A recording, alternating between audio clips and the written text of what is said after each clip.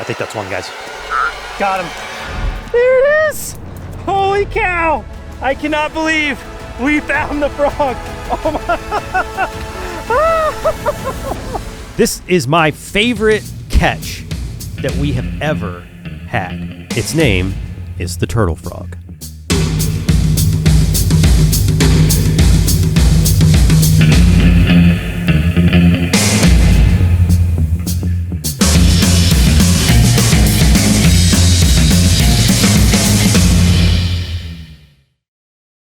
This episode of Becoming Brave is brought to you by Summit Adventure Fuel. Unlock your next adventure and get there. All right, guys, we are rolling. And in today's podcast, we are going to take a walk down memory lane. And that lane extends all the way to Western Australia, to Perth. About as far as we could be from home.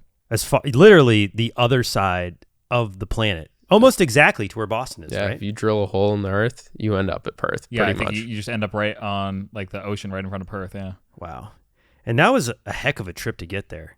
It felt like the other side of the world by the time we had completed all the travel. We had some rough flights. Yes. Yeah. Like going to Australia, we had one of the wildest flights that we have ever been on in the history of Brave Wilderness. Andrew, why don't you kind of unpack for everybody what happened on that first big leg? All right, so we're flying Boston to LA, first leg of the trip. First of 3 large flights because we were going Boston to LA. No short flight, that's for sure. And then we're going there, LA to Sydney, and then Sydney to Perth, which is another like basically across the US sized length flight. Yeah, 3 chunkers. Yeah, and so we get up to altitude, everything's going well, and then all of a sudden, I notice I'm sitting behind like an elderly woman 2 seats behind me, and like a young girl who's clearly like kind of under the weather.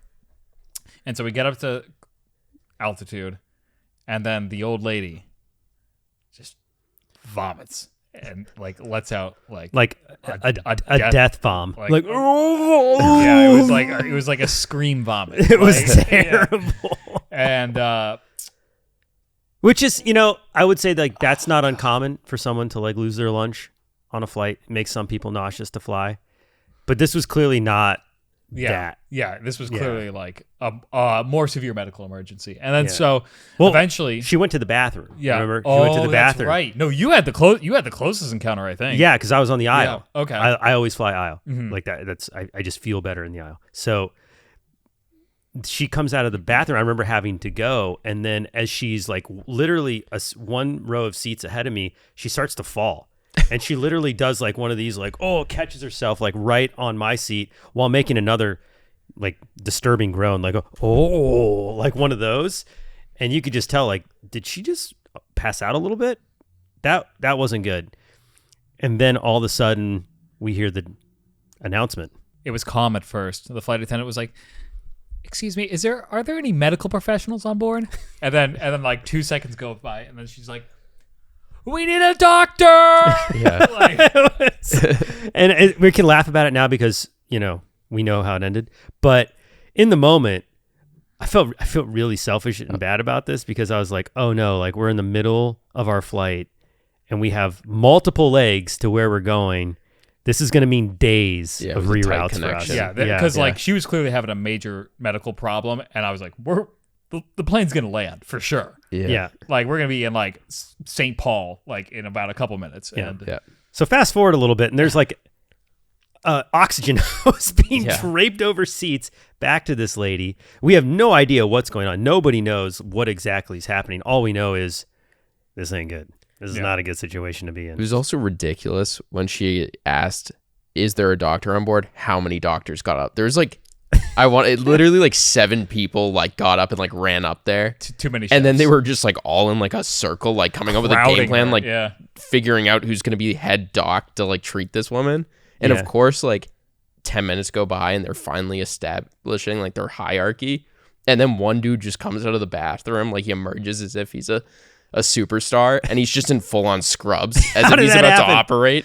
That's when I started to get a little worried. I'm like, are we dealing with like some kind of weird infectious situation? Yeah. Like, is this a major disease? This guy's in scrubs. Like, what's going on here? Are we doing open heart? Like, what's happening? It just gets up to the other docs, and they all just looked at him and like banished him right back to his seat. They were like, Rejected. You have no place here. Rejected. But, that wasn't the only thing that happened on that flight. What else happened? Well, so after she vommed, the reason I brought up the little girl earlier is because she also vommed as a result of the vomiting that was taking place behind her. And so there's like a vomit train going on. Yeah. And all the while, we'd woken up super early to catch the first flight out of Boston. This is first of like 31 hours of airtime. And that's how our trip to Western Australia began, with a lot of chaos on a flight, a lot of puke-filled atmosphere. And the lady did survive. Everyone's probably like, what happened to the lady? She did survive. But getting off the airplane has to be one of the most ridiculous things ever. So we land in LA, and the flight attendant gets on, as she should, and say, like, please everyone keep their seat. We're going to wait until emergency medical services remove one of our passengers from the aircraft. So please stay put so we can do this quickly. And we're all like, totally makes sense. Even though we had a tight connection, we're like, yes, please get the person who might be dying to help, right? Everyone feels that way. But then like 10 minutes go by and nothing's happening. And everyone's staring around like, where are the emergency services? Mind you, they should have made this call like they had 6 hours of flight to prepare, because this was like the first hour of the flight that this happened. You had hours. Yeah, we're waiting to turn around. Yeah. I remember we're going back to Boston. Also, like the longest flight to LA. Like it's normally like a 6-hour flight. It somehow took us like 7 hours and 15 minutes to get to LA. We were over North Dakota at one point. Yeah, we were in Canada. Oh yeah, we were like deep north. And then they were like, we were just flying straight up at first. My phone pinged, welcome to Canada. Yeah. I was like, wait, aren't we going south? But anyway, they were like, so the emergency medical team is still on their way. Everyone go ahead and get off the plane. Yeah. People are like stepping over the oxygen flow. Oh my gosh. What a wild way to start a trip. But luckily everything went smoothly after that on the way to Perth. And it's a long way, guys. Like, we're talking, how many hours was it? It was 31 hours in the air. Not total duration of the journey, but just literally 31 flight hours time. Of flight. Yeah. So probably add the layovers. We're looking at like 36 hours in transit, day and a half. Mm-hmm. Like, it was a very long trip. And it was the first time we'd ever been to Western Australia. I'd been to Australia at this point probably 3 or 4 times. And yeah, I think 4 times. So this is my 5th trip to Australia. Finally made it out to the west side, and it was a really cool place. But there was a reason we went to Western Australia, and one reason alone. Ever since Brave Wilderness began, we knew that certain types of creatures just stood out and rated way better. They got audiences excited, and they're typically the ones that are very bizarre, or they have strange features, or things that are very rare, like novelty stuff. And when I remember when we started like picking up on this vibe, you do a search, you're like, what else is out there that's super unusual and weird? And the turtle frog would always surface. But there's a problem with catching turtle frogs. They live in a very specific place in Western Australia. And when I say specific, I'm not talking about all of Western Australia. There's like these tiny little pockets where these frogs live. Like if you look on a map, they look like tiny, like little pins dotted in a desert. So to say they're very endemic and localized is almost an understatement. They live in very, very few places on our planet. But the turtle frog, I have to say, visually, one of the most bizarre and unusual looking creatures that you will ever lay your eyes on. At least one that lives on land. Oh yeah, I mean, we'll see it when we get to the catch, but it was unbelievable just seeing it for that first time. Like, it was truly looked like something from another planet. This has been on my like wish list of animal encounters for a decade, but also it was such a challenging thing to pull off. And with that, should we start the video? Let's start it up. Okay, here we go. I think that's one, guys. Got him. Little teaser. There it is. There it is. Holy cow. I cannot believe we found the frog. Oh my. Oh man, I am super excited. The creature that we're looking for tonight is probably one of the most bizarre animals that can be found in Australia, and we have featured some interesting things over the years on Brave Wilderness, but I can promise you, nothing compares to the turtle frog. We needed rain to find this frog, and the rains have come. You are not going to miss this. This is truly a miracle in itself. The fact that we got that rain, that is one of the necessary ingredients. Oh, yeah. That's the first. So this is one of the layers of why this is my favorite episode, I think, that I've ever made. Not just with you guys, like all time. Because we went all the way to the other side of the world to film a turtle frog. And the one thing you must have when it comes to filming a turtle frog is you must have rain. The turtle frog is also a species of rain frog, so it only comes to the surface. They're subterranean. They live underground almost the entire year. They come to the surface when moisture returns. They come to the surface to breed and to eat. And if you don't have rain, you don't have turtle frogs. But here's the thing. Is it a desert? Is that technically a desert? Yes, it's a desert. Yeah. Rain in the desert. Yes. Doesn't happen often. It's not like a hand-in-hand kind of thing. But there is a rainy season. We specifically targeted this time of year. I believe it was March? Late February or early March. Yeah, it was the right time. It was definitely the right time to be there. But you never know. I mean, the way that, climates have been changing and, their seasons have been shifting around, you don't really know if you're going to hit that sweet spot. But we tried to pick like dead center when the rains would return. But when we got to Perth and I looked at the weather, my heart sank, because for the entire duration of our time in this specific place where we could catch a turtle frog, it called for almost 0% rain. I'm talking like there were a couple days with like 1%, 2% rain. I don't know how they do it in Australia, but back here in the United States, when it's 1 or 2%, that's a no-go. Yeah.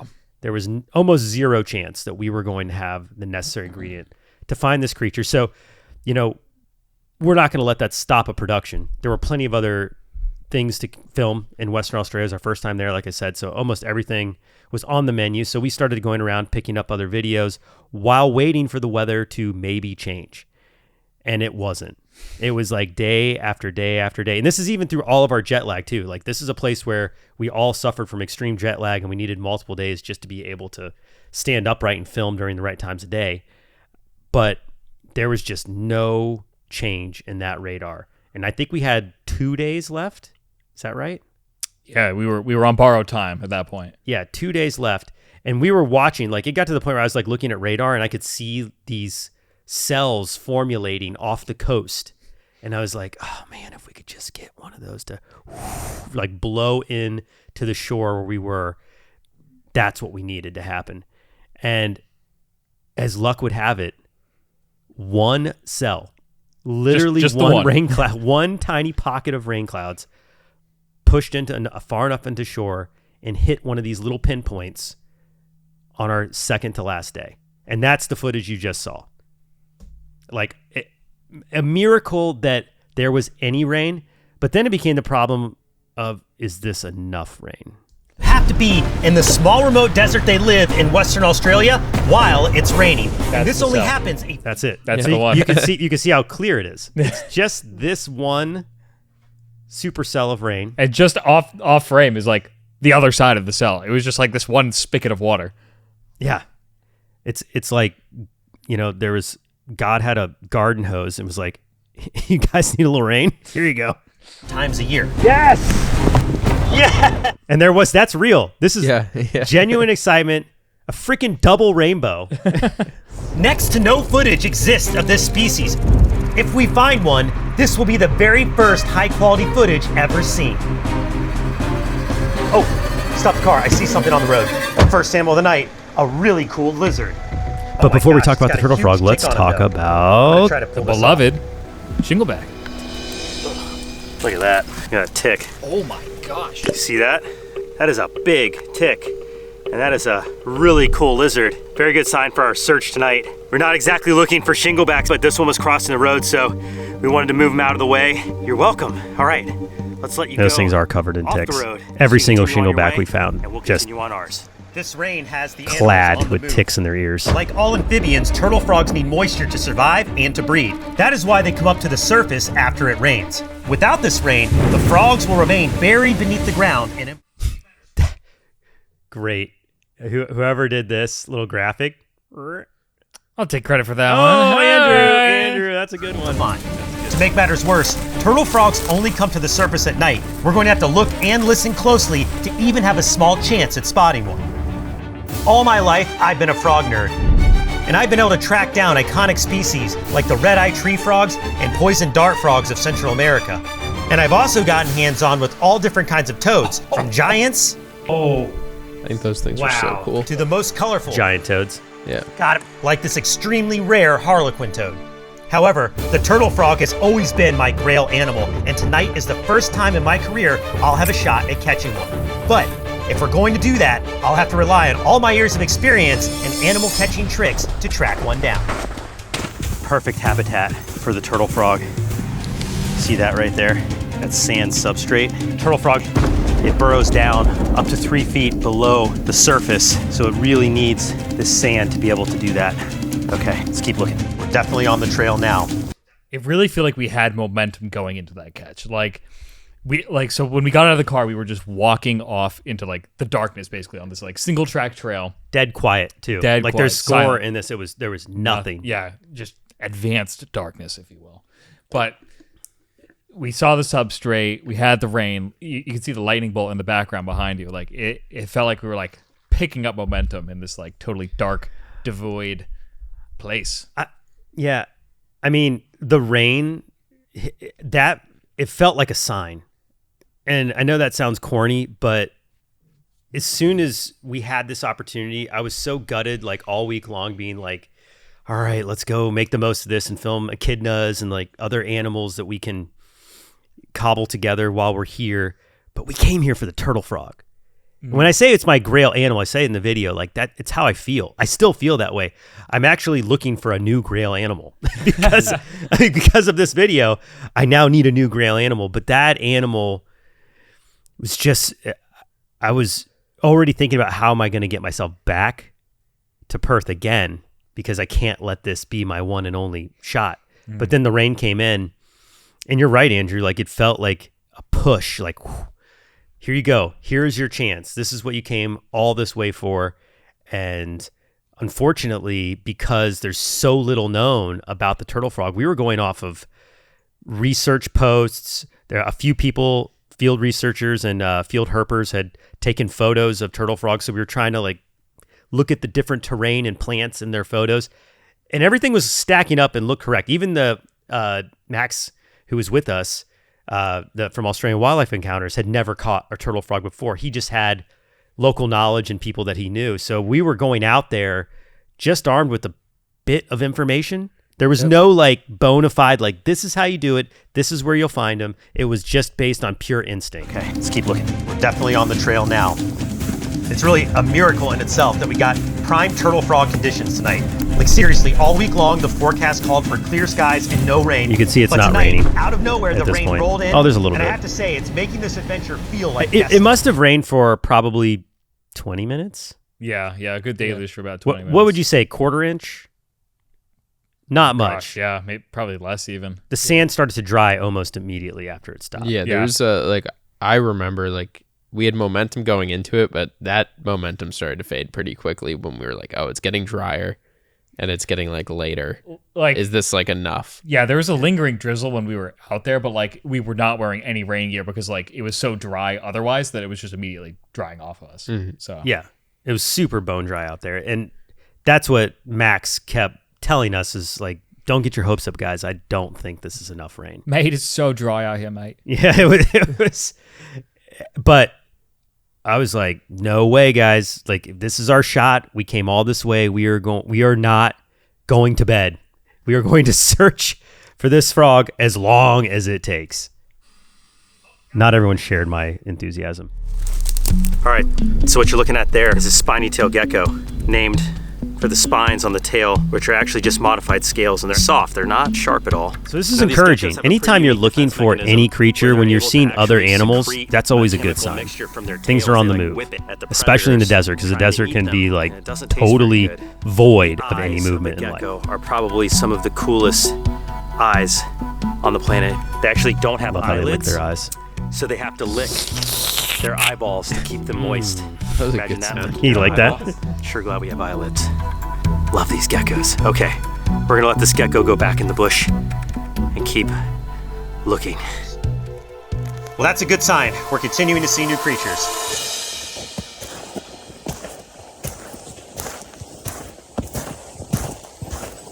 Guys, I got one. Look at this frog. Holy cow, that is cool. Did you guys think that was a turtle frog when I yelled out? Yeah, no, I did, fully did. The fact that you said I got one, I was like, this is it. This is it. Let's play this through. And I want to tell you a little bit about why this made me really even more excited. Great sign. That means that we're getting enough rain for the amphibians out here to come out of the soil.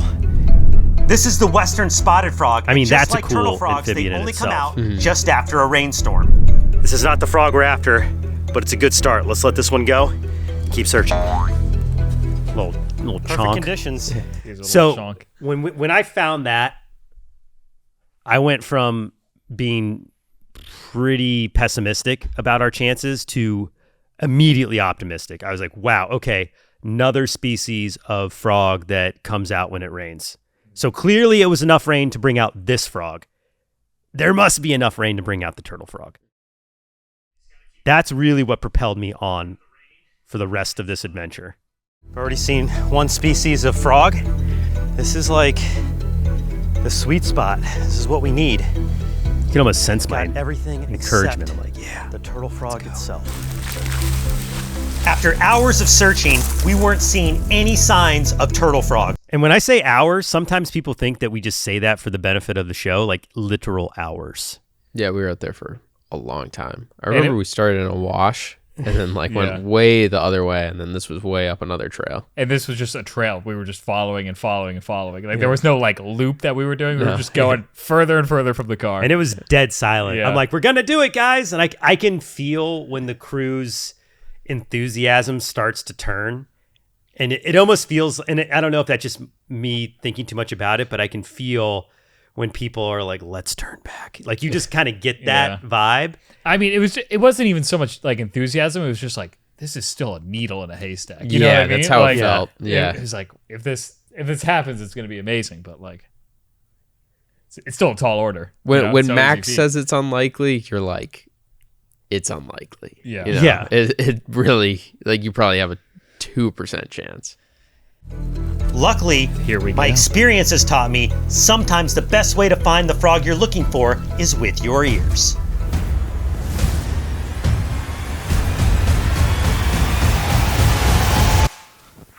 Did you guys hear that? We boosted that a little bit, in all fairness. I think I heard one.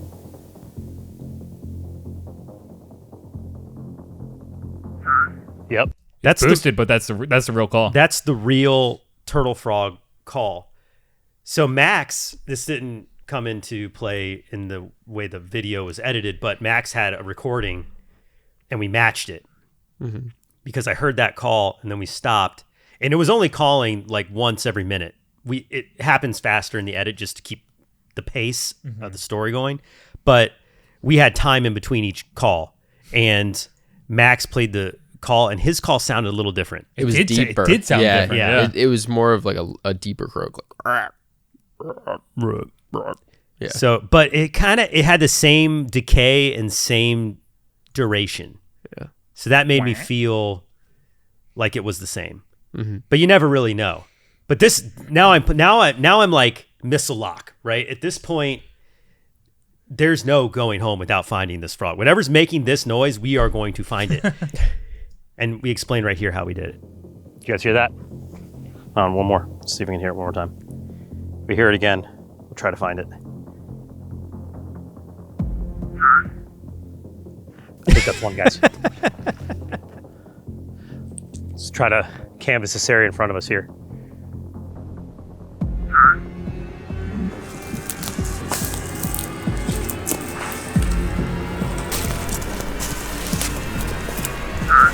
Okay.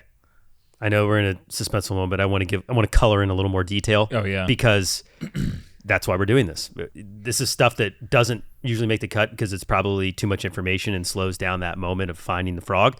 But what we are using is a technique called triangulation. So if you're out on your own and you hear a call somewhere in front of you, it's very hard to understand what direction it's actually coming from. It's almost like a stadium surround sound out there because it's so silent. But if there's two of you and a call, so if you like have like two people and then the frog is calling, you can both point to where you felt it came from, and the intersection of where you point is where the frog is. So if you're ever out there trying to find something that you're hearing, you use triangulation. Right. And so the way this was cut, it was, I was just following you with the camera. Like, no guarantees that we're actually going to find the thing at all. But, like, we were standing there for so long in between those croaks. Like, those croaks are, I cut it so that they're closer together. But we would just stand there for, like, sometimes minutes at a time, just in complete silence, not moving, just waiting for the next one, for the next triangulation move. We made it like it. I heard it and I was like, I've got this thing, guys, and it's just croaking. In reality, it was much slower. I feel like if we would have cut it to the actual pace, this would be a 40-minute video. Yeah, it was like take 3 steps, wait, take 3 steps, wait, and then Max was doing it over on his point. And as we got closer and closer, it got louder and louder. And what I started to get nervous about, it was taking so long for us to get there. I was like, this is going to crawl back in its hole. It's going to crawl back down. We're going to miss it.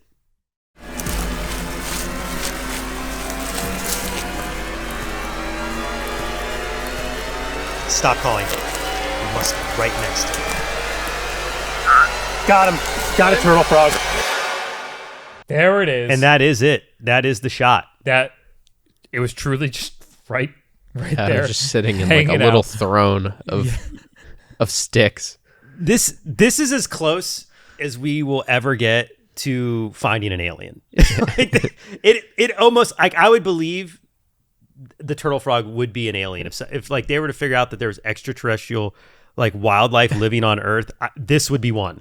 Yeah, look at that thing. A gumball. Yeah. A gumball. Some would say it looks like something else. So fun. It had no flight instinct either. It just sat. It can't fly. It can't do anything. Yeah. I mean, should we just can't run if it wanted to? Some people say it looks like chewed up chewing gum. Should we just call it what it is, guys? This is the testicle frog. I mean, it is. It looks exactly like a testicle. Oh my God! Look, there he is. There it is. So plump. I cannot believe we found the frog. Oh, I was so pumped. Oh my goodness! It's so goofy. Look at how gooey it is. Even picking it up, I was like, oh, it's so squishy. We have come so far to find this species. What a feeling. Before we, look, that's great. Great freeze frame. It's hard to describe in words how good it feels when you set out on such a random task like catching a turtle frog in Western Australia and you actually pull it off against all the odds. There's no real rhyme or reason why we should have even had the opportunity to find this frog given the weather. But it took us, at this point, 9 years of making content on Brave Wilderness and being successful on YouTube to get the right ingredients together to even go on this journey, let alone the odds that were stacked against us. And then utilizing all the skill sets that we had built up over time, not only us, but like Max with Australian Wildlife Adventures, to pull this off. It's just like so special. It's hard. It's unbelievable. Even watching this now, like, it gives me chills. Like, I'm like, wow, can't believe we actually did it. It's an all-time life memory. For sure. I mean, I have the thumbnail of this video, I have printed and sits on my desk. It's like my child. Turtle frog. Yeah, baby! Woo! What are the freaking odds? Guys. Oh my gosh! I cannot believe we got one. Oh. Hello. It's amazing. It had so much personality right off the bat, too. In your life. Great music choice. This is one of the coolest creatures I have ever laid my eyes on. Let's just appreciate this super unique creature. What you're looking at is some of the first HD footage ever recorded of a turtle frog. I mean, this species... It's the only found one other little video clip that was like from a phone. Yeah, it was like grainy cell phone footage. And it was of a captive one, I this think. species is so Was it? rare. Yeah, There's I'm very quite little sure. information I could be to wrong, find but about I'm them. But almost positive. here's what we do know about I this love that bizarre angle. Is that from an iPhone? Yeah. Let's start. The iPhone With sometimes the name, gets turtle just frog. banging Name visuals. I for can't its believe appearance, that some of the the video most comes off an unusual iPhone. frog I have ever seen. So because we're zoomed in so much, I just want to take this opportunity to show everyone like how little it actually is. Yeah. Look at how tiny that thing is. It's a little goober. Little scrote. Scrub goat. That's what we named it. Didn't make the video. Scrody. Scrody the frog. But look at its head. That Oh my God. dome-shaped head with the black beady little eyes, and then We had the an exceptionally circular good-looking body. specimen there. Yeah, Like, it was. there- That was a good there's looking other one. pictures Shell. of Yeah. it. This They is did not one have of that the kind of most character. unique They're not always that looking plump. frogs Yeah. Yeah. you will ever. He's smiling. Look at him. Yeah. Look at that little smirk and the nose and the I little know. eyes. Oh, I love how his head just comes out of that round body. And look at how just their skin, man. Look at all the blood vessels Yeah. and just the weirdness. Yeah, I mean, he looks And like he's their got an hands. infection a little. Scrody the frog. Oh, we probably should just put that in the video. Yeah. Oh my gosh. But I mean, you see a picture of that, right? And doing what we do, it's like a dog on point. Like we're gonna go try to film one of these things. And we did. ever see. It looks like something out of Star Wars. I love that Jabba shot. the Hutt's It's actually like one of my relative. favorites. Some like people that one? say it Yeah. looks like a little wad of chewing gum, and it certainly looked like that when we first saw it. We cut out I all the testicle talk have in the wanted field, to but film. it definitely happened. I have wanted to find one of these frogs for my entire career. This is a big moment for me. If you can't sense my excitement after this is about as big as it gets for a frog nerd like me. Hi, buddy. You are a frog nerd, Mark. Pudge. Are you kidding me? That must have been what Has you to guys be were one of the thinking. It most also had like a unique-looking little frogs, but bum. I probably don't know if you guys. Oh, remember that. no, we have a frogs as great well. shot of its Super pudgy, it's got the super old man soft. butt. Little Yeah. tush. Feels like a water balloon almost, and when it's walking across my hand, you can really tell how much liquid is in the frog. It's like a deflated water balloon, but it is a very delicate frog, but it's somewhat I love the way stout. they move. Got Look a at lot the way of it power in walks. its legs. I Porky can feel little it when arms. it's crawling across my hand. It uses its stocky arms and legs Here's to the frumpy burrow butt, into look. the soil. And this, really it look did at this. Yeah, there you go. Oh, right there. You see its little feet. And this was actually us letting it go, right? Like this is the actual frog. It's not like there's no stock video. We shot all this. And actually, here, let me get out. I'm gonna take my pack off. I remember that shot took a long Get time out to a get little because bit of they're water 'cause I so don't wanna slow. dry out Like the him frog. burrowing. One of the took, like, things 5 minutes. you always want to make sure you do when handling any amphibian is make sure you don't dry them out, and this water will help. Oh, hey, came to life there. Hey, buddy, it's all right. Oh my goodness, endemic. So anytime you're Western handling any Australia. species It of can frog, only be you always found want to make here, sure you're like but wet your hands, that's keep not them where moist. the Our hands oddities can actually end. draw a In lot of fact, moisture out of the The frogs. oddities begin with this species when it's born. It's one of the few species of frogs on the planet that does not have a tadpole stage. This frog begins its life with a full set. Check that out. Little babies. Ruchira, great photo. Little baby turtle frogs. So funny. Of hands and legs. I would guess that What's those also are maybe unique captive. about this species is that they have one of the largest eggs of all frogs in Australia. In fact, 5 centimeters is as big as they grow, and this frog is approaching maximum length. Now, there's a certain period of year where Yeah, the they don't tail get bigger end than that, this. I would point that out is too. This breeding isn't and like a will tiny actually one. call. That's a how we were able to chonker. find That's a big this one. frog. And it was definitely a team effort. We've got Max with us here. There's Max. From Australia Wildlife Encounters. Great guy. Max and I Max were the man. slowly honing in on this little frog, and then I crouched down, and there it was, just like you saw it right there underneath the bush, looking right back at us with those beady little eyes. And it was Very so satisfying to unlikely rewatch these for us sometimes. to find this frog, guys. The rains were not supposed to come, and Look at that look. Excitement. I was like, I told you. You look like a man possessed. You're a man on a mission. Let's go. Sure enough, they appeared today, almost like out of thin air. A front came in, provided enough moisture. And that's when we knew we were in for a long night. Yeah. Put this frog in front of Saddle the up, cameras. And I'm boys. so excited you guys get to see it now. Scroties We out think this there. is a male because of the way it was calling. And when they're mating, they have an extended honeymoon. Once a turtle frog locates Ooh, who did this its graphic? mate, they will both Andrew, burrow little together turtle over love. months. Little before froggy actually love. breeding That's probably the best one and you've ever depositing done. their eggs. This is a can't very tell unique that's an species, guys. There's not a ton of information and very few studies of this That's frog. your best work. So when it comes to filming animal Mic drop, oddities, baby. doesn't really get any better than this. And I am just over the moon right now that we were able to come out here, our first time in Western Australia, our first time in turtle frog territory, against the odds, and sure enough, we were able to find one. Oh man, I am so excited. We got to show you guys the turtle frog. What a cool frog Every shot of this is. animal satisfying. Guys, are you kidding Yeah. me? Tell me in the comments section if you've seen a cooler frog than the turtle frog. I challenge anyone out there to name a more unique species of amphibian. And seriously, because I if do you not know it a more one. unique species All of right, let's go amphibian, put let this us frog know back because I want to go find a head new into the ground night. animal. Man, that was awesome.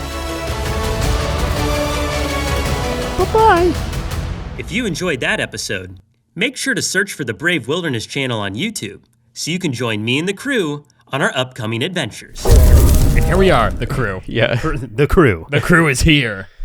Let's go back to one of those shots of it. We'll just leave it there. I mean, Can't go wrong. brings a tear to my eye. It is my favorite animal now. Is it? Yeah, yeah. When somebody was asking me recently, I don't know why we were talking about favorite animals, but I initially said cobra, and then I was like, wait, no. Hold on. Hold on, it's turtle frog. And they were like, what's that? And then proceeded Is to it show a them. turtle or a frog? That's the question I get a lot. And it's neither. Neither. No, it is a frog. Well, yeah. No, it's called a turtle frog because it looks like it's a turtle without a shell, but it is a frog. It's just, I don't know. It reminds me of a pug in this particular shot. Yeah. It's like, it's so familiar looking in a way, you know? Like, despite its weird body and skin, it's like, it's got such an endearing, like, kind of does have personified like face. the personality you get from a dog in a way. Like it kind of picks up on that a little bit. Like it has that much in such a small package. We've got to look at the thumbnail for this because this not only is it my favorite episode and animal we've ever featured on Brave Wilderness, but I think it's my favorite thumbnail too. And it was just a picture. It's not like a created thumbnail. No, it is what it is. There it is right there. 8.5 million views. Thank you to everyone who's watched. But look at that thumbnail. I mean, what a little Muppet. Look at that thing.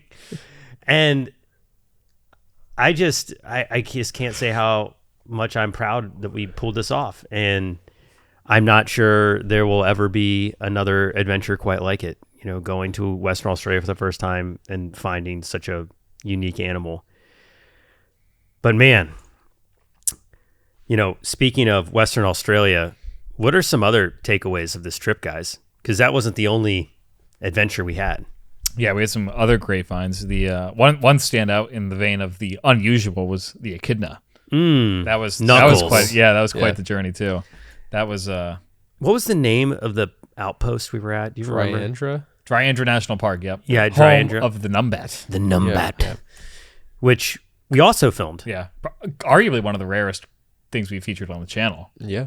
so far. Yeah, Yeah. Critically endangered. yeah. They're like it's only like endemic. there's now. very very few of Are them, they? and they only live in that Yeah. little national park. Very Yeah. very I just tiny. remember driving around loop after loop after loop in this Yeah. park looking for a Numbat, and no one knew like What to look for? What to That's, look for. Yeah, that's the hardest part. Is just figuring out what you're even looking for. There to was begin with. one guy that was just spotting so many, and we were kept doing like the same loops, and he would just be on a different track and find them. And then we'd see him, and he'd be like, "You guys didn't see it yet?" Numbat. I just want to like pull this. Yeah, so that's a Numbat. They're very funny, cool. funny little creatures. Yeah, they're cool. And you just don't know. Are you looking up in the trees? Are you looking on the ground? Are they living in a hole? Right. But then when they pointed one out, I was like, oh, they crawl on the logs. Like, that's where you find them. If we had Wi-Fi, we would have seen these pictures and been like, oh, let's like look on the logs because that's clearly where everybody's finding them. I bet you all these photos are from that park. Oh yeah. Oh yeah. Well, that's the only place they exist. Yeah. Yeah.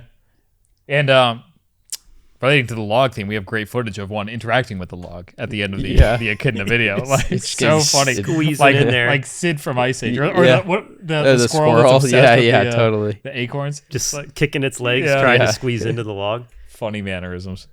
That was a great trip. It was, as far as the productions that we've done together, it's a standout to me. Yeah. One of my favorites. Just finding so many creatures in such a far away place from home. Go ahead, Asa. 10 for 10 on finds on that trip. Like, it was a perfect 10 trip targets. in terms of like every animal that flew out looking for. We had found a perfect sweep. Yeah. Swept them all. But the turtle frog, baby. Special. Yeah. Just so satisfying to find the turtle frog. I almost feel like we should just change the cover of the Brave Wilderness website and just put a turtle frog there. Seriously, so shouldn't Pixar make a film about the turtle frog? No, it would do so well. Really, like, truly, this is definitely one of those animals that should be made into a cartoon, an animated show for sure. They have all the right elements, unique, affable, cute. Yeah, cute little arms and legs. They could waddle all over the place. They could stand up if you wanted them to. All right, everybody do your best voice of what a turtle frog sounds like. Go ahead, Asa. Hey. Hey. Do they smoke 12 packs a day? Hey, turtle frog. Andrew? Hey, I'm a turtle frog. That's pretty good. That's pretty good. That's pretty good. See, I feel like looking at them, they have their nose is almost non-existent, so I think you have to first nasally. Have to eliminate the nose, have a very nasally sound like this, but then you have to sound kind of like this. Hi, my name's Terry. Ooh, yeah, I see that. It's like the dorkiest turtle frog. I want him to be cool. You want it to be cool? Should it have an Australian accent, or should it just? Hi, mate. Before we go to the comments, let's cover the act of bravery of this video. That's one of the themes that we really want to start discussing in all the Becoming Brave episodes was there a moment during this production that you had to overcome doubt, deal with adversity? We've clearly talked a lot about that. But what was your moment where you're like, it took some real like bravery and courage to pull off what this was, even though it's a super cute animal video? This is the first time this was my first production trip with you guys. And it was the first time out in an environment where we would be like pretty far from any like medical resources outside of like med kits with us. And I remember going into the wash. Max was very confident we would be seeing snakes and like other things that could like, which he's excited about. He wants excited. He wants to have the he's a hands-on snake encounter. dork, but and the snakes in Australia can kill you. Yeah. So he was just like, everyone watch your step, like be careful. I didn't know exactly what we were getting into. So that was definitely like a moment. And you've seen a lot of our videos prior to working with us. Yeah. So I mean, there was like some being prepared for that. Like I knew what the job was, but it's like actually seeing it in videos and then doing it in person is very different. And also the hours that it entails. So you just had a lot of like nervousness and maybe a little anxiety. Oh yeah. Yeah, definitely. Had to overcome that. Yep. But finding the animals that's what helps, right? It's so rewarding. Yeah, you stop thinking about that entirely once you find the animals. And now when we go out, I'm just excited, hoping that we do find what we're after and then getting the shots and stuff. And just like the whole adventure becomes really what's like so cool about this job. Yeah. Like you almost forget about the danger aspect entirely. And then we have these great memories, which are the videos. For everyone who watches them and appreciates the entertainment that they provide, that's great. But for us, it's like a scrapbook. That's kind of awesome. Mm-hmm. Andrew, what was your moment of bravery? Like, what was the moment you had to overcome on this one? I don't know if it was so much bravery for me, but it was just overcoming the doubt and just like staying locked into the production when everything really was going against us. Like staying on task of capturing the whole journey versus just like hiking out there. Because like sometimes when like a target is looking increasingly grim, it's easy to just go into a mode where you're just kind of just walking along with your camera. But like staying locked in, because if it happened, it was going to be, like the video of a lifetime. So just reminding myself of that and just staying focused in the face of a lot of doubt and uncertainty was my big challenge for this one. And it's really easy when you have that kind of stuff going against you to let the morale of the team slip. Mm-hmm. And that I have the same, feeling of like the brave moment of this trip. But to me, it was a combination of being super jet lagged.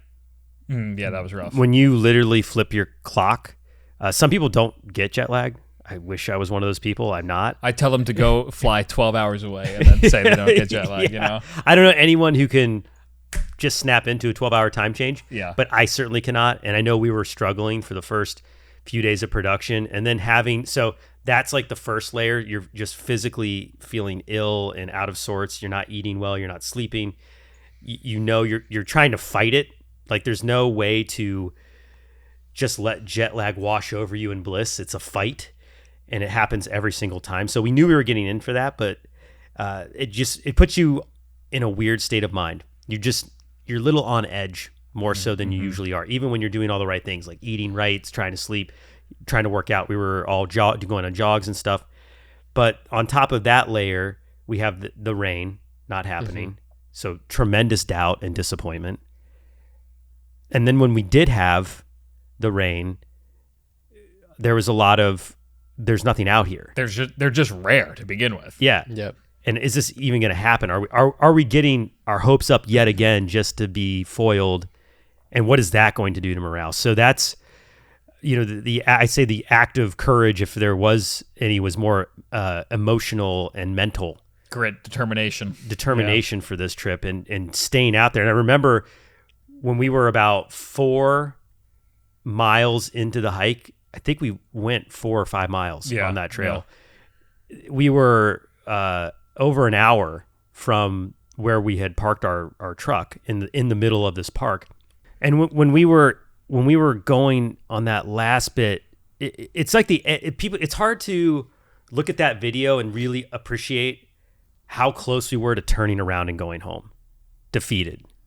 It was a funny journey because it was the only option to get back to the car was turning around, and just walking out exactly the way we came. So it was like that point could have been you could have made that decision any time. You know what I mean? Yeah. So can you imagine an hour walk back in defeat? Oh my God, that'd been terrible. Yeah. Like we were skipping home. Yeah. We were high-fiving, reliving, looking at our photos. Can't believe that just happened. It's awesome. There's this great euphoric vibe the team gets after we pull off one of these videos, but without the triumph, it can be brutal. Yeah. And plus it was such you could have turned back any second, so you always have the option to just turn it right around. You're not doing a big loop that you're committed to.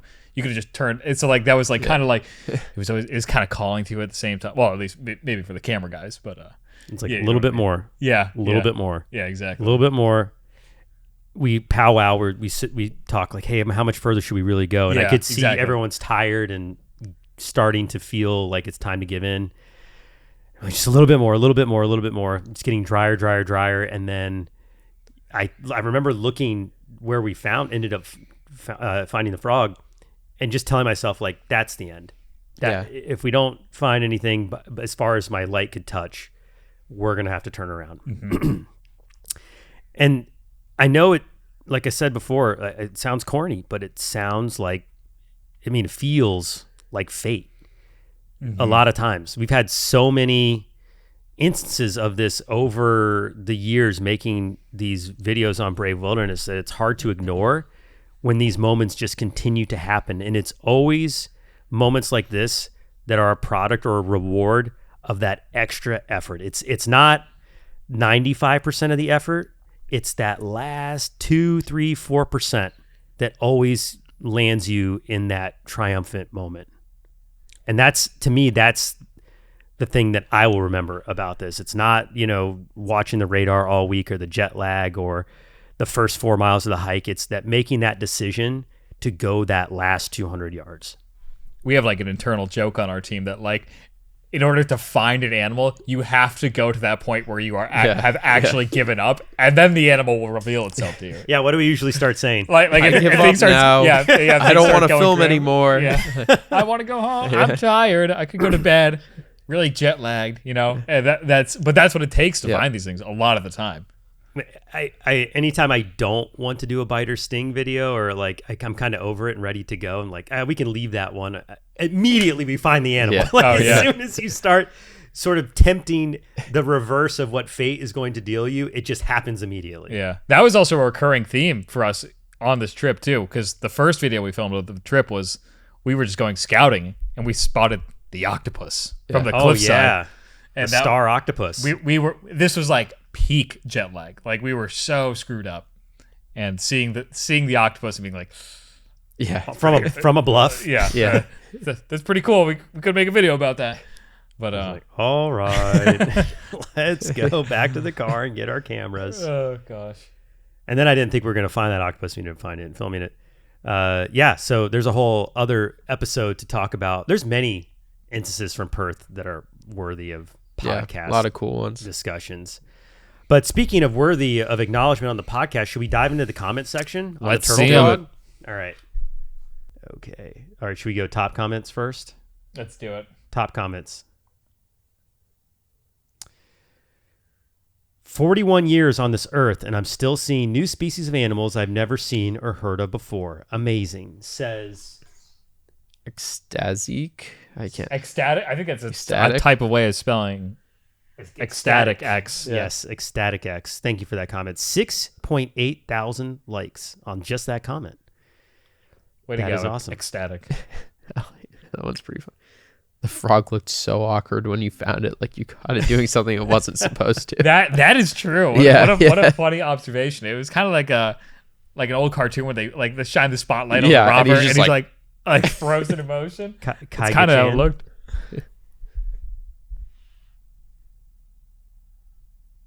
The fact that you need to go to this small remote locale on the edge of Australia while it's raining, which happens only a few times a year, makes it feel like I'm partaking in a legendary Pokemon hunt. And that is exactly how it felt. Yeah. Nailed it. Yep.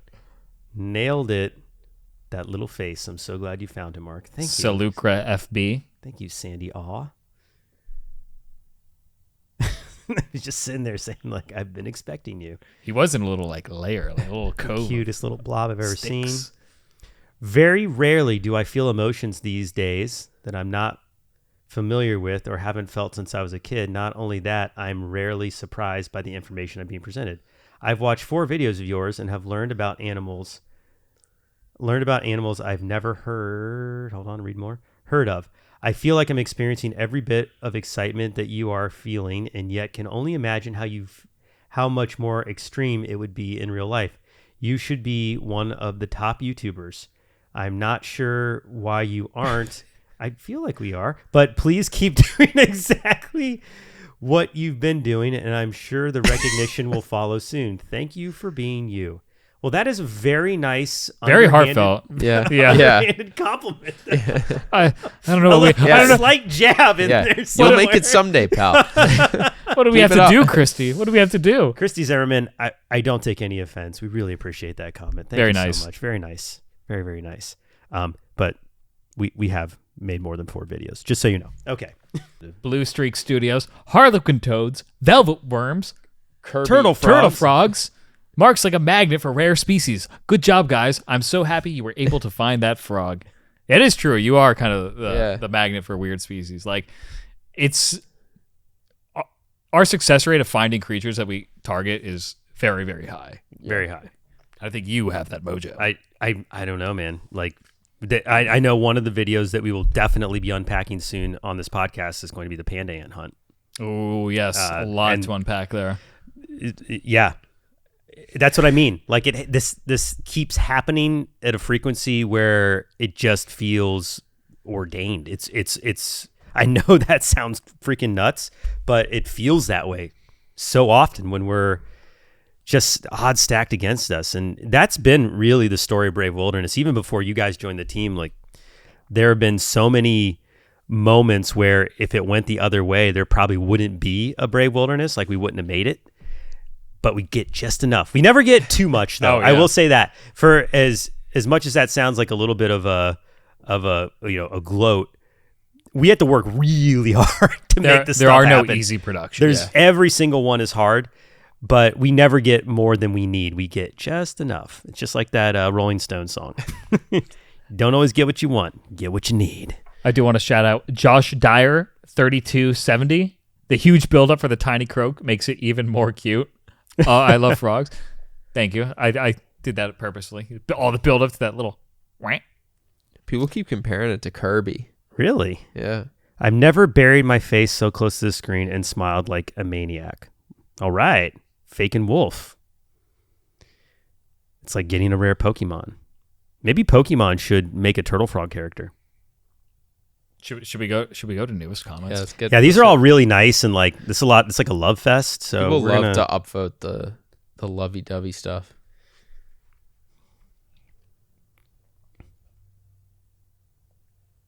It's a Pokemon. Star Wars, the Turtle Frog universe. So cute. So cute. It looks like one of my hemorrhoids. Smash buns. Great handle to go along with that comment. Smash buns has hemorrhoids. Sorry about that. I've got a pink creature from down under in my pants. T-Gen. Weird that naked turtle was just sitting out in the open like that. I think it would be hiding better than that. Okay. It was weird that it was doing that, honestly. Yeah. It looks like a ball sack. There we go. I knew there would be some testicle jokes in here. Chase yeah, wad of Benji's. chewing gum for the urinal. Tiny man. This is pre-evolution of Scrotumon. Twiggy. What if you stepped on it? It would die. The frog skin looks like the surface of my tongue. Okay. I dub thee the left nut. Jay Thompson. The turtle frog looks like a freshly shaved ball sack with jaundice. That's pretty accurate. Or a Komodo dragon made of ball sacks. Can you read his name for me? Mr. Fister. He does literally have a fister. I mean, they usually the handle is a symptom of what's going to happen. Yeah. In the comment. Amazing. Our world is so cool. There we go. Normal comment. Wee. It looks like the skin tag with legs. I love him. What is this chonky boy? Amen, brother. I love him and his little booty cheeks so much.